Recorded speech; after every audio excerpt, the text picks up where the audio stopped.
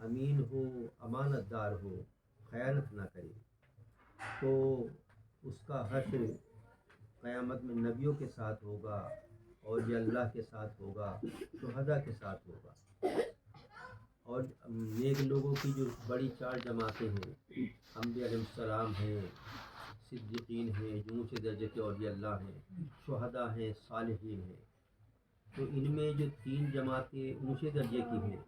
ان کے بارے میں فرمایا کہ جو تاجر سچ بولنے کا خیال رکھے، امانت داری کا خیال رکھے، خیانت نہ کرے تجارت میں، تو اس کا بڑا اونچا مقام ہوگا اللہ کے یہاں، کہ وہ جو ہے اس کا حشر نبیوں کے ساتھ ہوگا، بڑے درجے کے اولیاء اللہ کے ساتھ ہوگا، شہداء کے ساتھ ہوگا۔ عام طور سے ذہن میں یہ بات آتی ہے کہ یہ تجارت جو ہے اس کا تعلق دنیا سے ہے، دین سے اس کا کوئی تعلق نہیں ہے۔ نبی پاک صلی اللہ علیہ وسلم اس حدیث مبارک میں اشارہ کر دیا کہ نہیں، اگر نیت ٹھیک ہوگی، اللہ کے احکام کا خیال رکھتے ہوئے تجارت کی جائے گی، تو یہ بھی دین کا ایک حصہ ہے، اور اس کی وجہ سے ایک تاجر اللہ کے یہاں بہت اونچا مقام حاصل کر لے گا، اور بڑا اونچا مقام اس کا کام تجارت میں کر رہا، اپنا کام کر رہا ہے، اپنے فائدے کے لیے کر رہا ہے، لیکن اللہ کے حکم کا خیال رکھتے ہوئے کر رہا ہے، تو یہ تجارت بھی اس کی دین بن گئی، یہ تجارت بھی اس کے لیے اللہ، یہ ایک عبادت بن گئی۔ تو ہمیں اللہ نے تجارت کے موقع بھی دیے، اگر ہم اس تجارت کو اس طرح سے کر لیں کہ جس میں اللہ کے احکام کا ہم خیال کریں، دھیان کریں، تو یہ تجارت بھی ہماری دین ہوگی، یہ تجارت بھی ہماری عبادت بنے گی۔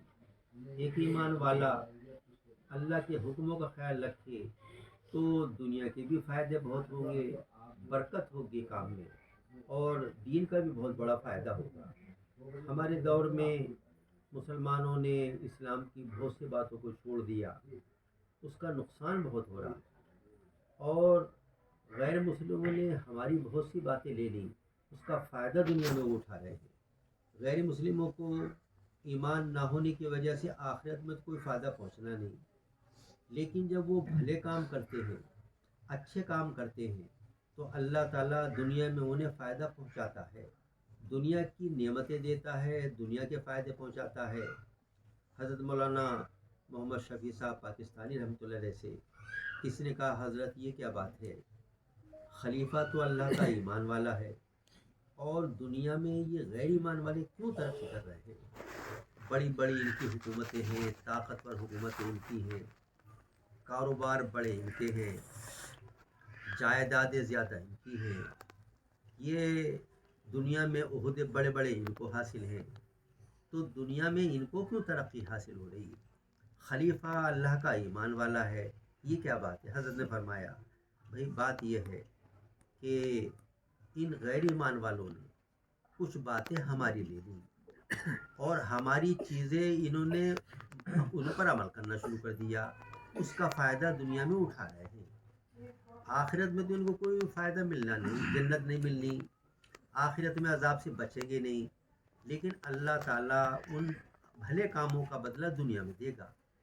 چنانچہ اگر دیکھا جائے تو کاروبار میں دھوکے سے یہ لوگ بچتے ہیں، جو وعدہ کرتے ہیں اس کے معافی کرنے کی کوشش کرتے ہیں، سچائی کے ساتھ تجارت کرنے کی کوشش کرتے ہیں۔ تو تجارت میں ایک مسلمان تاجر کے اندر جو چیزیں ہونی چاہیے وہ ان کے اندر پائی جا رہی ہیں،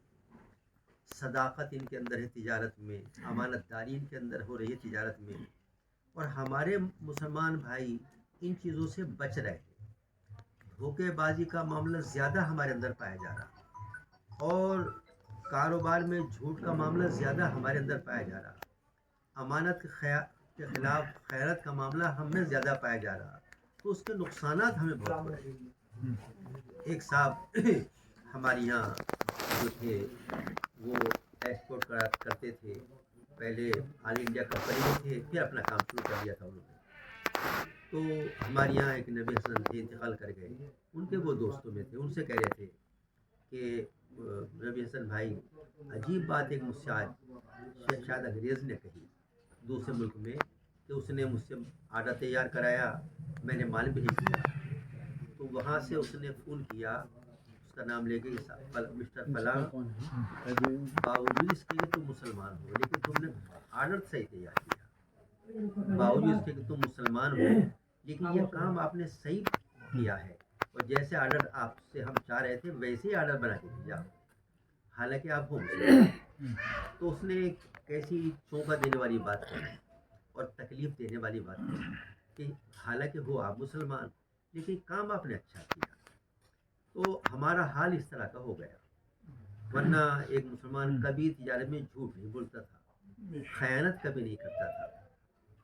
لیکن اب حالات کچھ دیگر ہو گئے، دوسرے طرح کے ہو گئے، اس کے نقصانات ہمارے اندر بہت ہیں۔ ہمارا ایک مسلمان ایک کام کرتا ہے، کوالٹی گھٹانا شروع کر دیتا، گھٹاتے گھٹاتے کام کو جب تک ٹھپ نہ کر دے اس وقت تک اسے جو ہے سمجھ ہی نہیں آتی، اور یہ غیر ایمان والے قیمت بڑھاتے رہتے ہیں، کوالٹی نہیں گھٹاتے، تو اچھا سامان خریدنے والا مہنگا خریدنے کے لیے تیار ہے اور ان کی دکانوں سے خرید رہا ہے۔ میں یہاں یہ جو شیوا ہوٹل ہے دلی کے راستے میں اس کی مثال دیا کرتا ہوں کہ ہمارے مسلمان والے جو ہوٹل والے ہیں ان کے ہوٹلوں پر وہ چیزیں نہیں جو ان کے ہیں، ان کے ہوٹلوں پر صفائی ستھرائی ہے، صفائی ہمارا کام تھا، اسلام نے صفائی ستھرائی ہمیں بتائی تھی، پاکی صفائی ستھرائی، وہ چیز انہوں نے لے لی۔ دوسرے یہ غیر ایمان والے ہو کر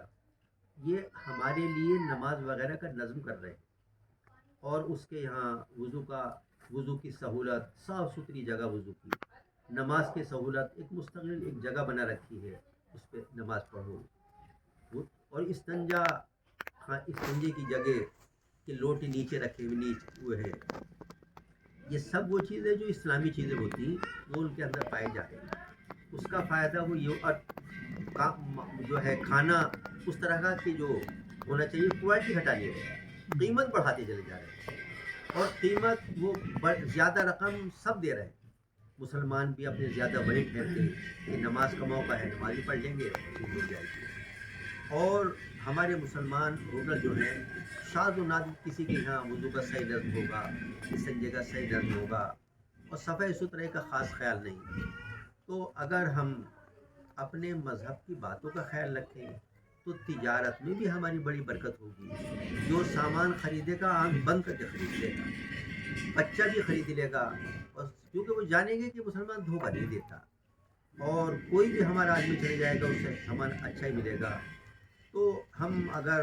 تجارت کے معاملے میں دو باتوں کا خیال رکھیں، ہمارے اندر تجارت میں صداقت ہو، دھوکہ نہ دے، امانت داری ہو، خیانت نہ کرے، تو ہمیں ثواب بھی ملے گا، اور اللہ تعالیٰ آخرت میں اس کی وجہ سے ہمیں اجر بھی بہت بڑا دے گا، ہمارا درجہ مقام بھی بہت بلند ہوگا، اور دنیا میں اس کے فائدے ہم بہت اٹھائیں گے۔ اللہ تعالیٰ اپنے فضل سے ہمیں تجارت میں بھی صداقت اور امانت والی صفت نصیب فرمائے، ہمارے کاروبار میں بھی اللہ خوب خیر و برکت دے، اور صحابہ کا رنگ سب چیزوں میں ہمارے اندر بھی پایا جائے۔ وآخر دعوانا ان الحمدللہ۔